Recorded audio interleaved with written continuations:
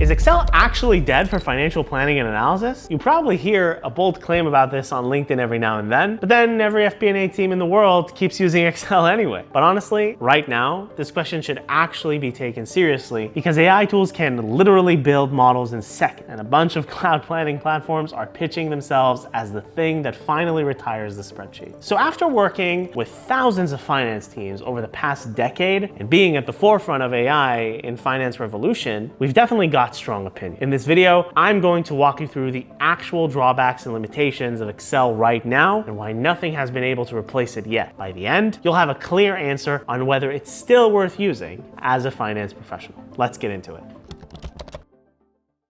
The reason this debate is happening is that every FP&A professional has experienced the same set of problems with Excel. The first one is how a single small mistake can throw off the whole spreadsheet. You build a complex sheet with formulas, pulling numbers from different tabs, then someone accidentally drags a cell or deletes a row, and a value 4 tabs away suddenly shows an error, except you didn't notice until the CFO looked at the report. Then there's the file naming chaos, which every finance team laughs about because it's so universal. You name a file Q1 budget final, then someone sends back Q1 budget final revised, then someone sends back Q1 budget final use this one. Now your team has 3 different budgets going around with different numbers in each one. The third problem with Excel is having to pull data from a bunch of different places by hand, which takes up a ton of time you'd rather be spending on high value analysis. Your actuals live in your ERP, your revenue data lives in your CRM, your headcount costs, they live in your HRIS, and your cash sits in your bank account. Someone has to go into each system, download the data, paste it into one spreadsheet, and then go through it line by line to make sure everything's correct before even the slightest of real work can begin. The last big annoyance is what happens when your spreadsheet gets too big, which is when Excel really starts to slow down. Once you're working with hundreds of thousands of rows across multiple tabs, linked workbooks, the file gets really laggy and formulas start behaving really unpredictably. Once that happens, you start to wonder if you can even trust the spreadsheet at all. Now, even with all these problems, Excel still hasn't been replaced, and there are a few reasons for that.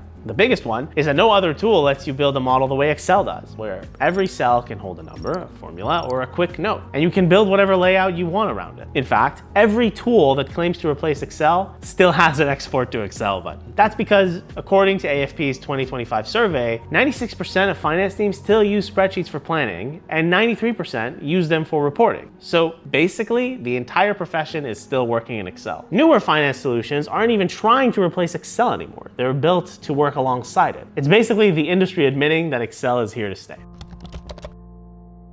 So is Excel actually dead? The clear answer is no. Excel is not dead for FP&A, but the way top finance professionals are using it has completely changed. And if you're still using it the way you were years ago, very soon you're going to start wondering why everyone else is moving 10 times faster than you are. The things that used to make Excel painful are what AI tools are now solving for you. Best practices for Excel today consist of 3 elements working together. The first element, of course, is Excel itself, which is still the place where you build out your models and crunch your numbers. The second element is an AI tool like Claude or ChatGPT, which is what's now doing most of the manual work for you, like building the model, running the initial analysis, and updating variables on demand. Third element, well, that's a governed data layer, where all of your financial data sits. A single source of truth that both Excel and the AI tool can pull from. This layer ensures that the numbers you're looking at are always current and always match what the rest of the company is using. That third element, where all of your data lives in one place, is what most finance teams are still missing today. Without it, AI is just answering questions based on whatever file you happen to upload, but with it, every answer it generates can be traced back to one trusted source you can confidently show to the CFO. If you want all of your financial data consolidated in one place so your team can finally use AI and Excel together with complete confidence, click the first link in the description to check out Datarails Finance OS. And now, let me show you what it looks like in practice.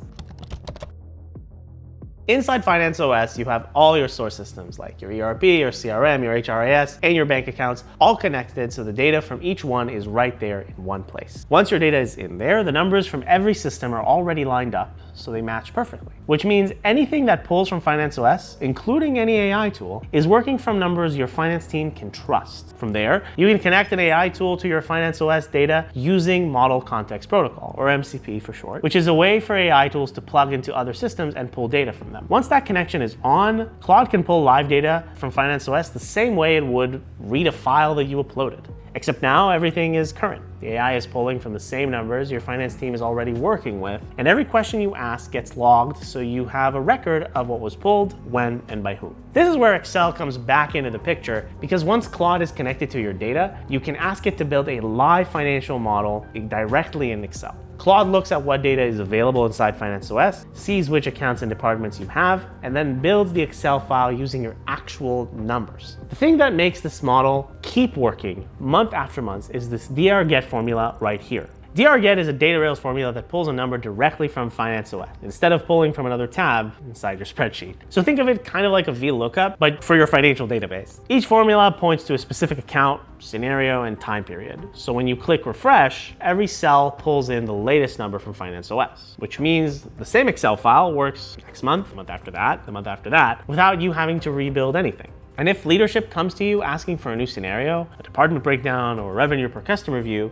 you can keep talking to Claude inside Excel and have it add that to the model on the spot. So the finance teams getting the best out of Excel right now are the ones who realized Excel was never the issue.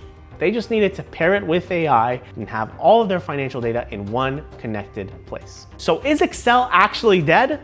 No, but the way we use it has completely changed. If you want to see the new way of using Excel with your team's data sources and systems, click the first link in the description and book a demo with Datarails. We'll walk you through exactly how Finance OS connects to your existing systems and show you what your data looks like when it's all in one place, connected to your AI stack and Excel. And if you want to learn how to use Gamma AI for finance, check out this video next.